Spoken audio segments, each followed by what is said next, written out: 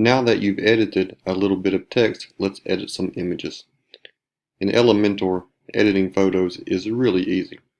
Here we have a 3-column layout with 2 images already there, and you can see that we don't have an image.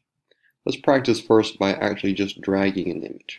First, we just want to select the image and hold down and just simply move it. You can see that it changed to the image icon, and we just add it there. And we can delete this placeholder. And that's it.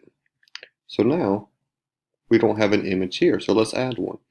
So if we go over here to our editing panel where our widgets are, we can pull this over, add it there, and voila. Now we go to choose your image. We can choose any image from our media library, insert image, and we're done.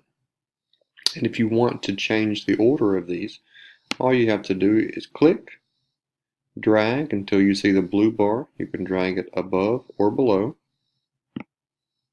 and then click the other one and drag it over. Remember, when you see the green update button, that means that you need to save your changes. Click update,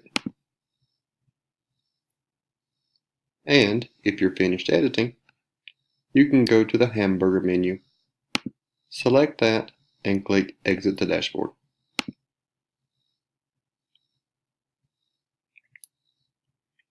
From there, you can edit any of the options from the back end, or you can simply add a new page or list all of your other pages to figure out what to edit next.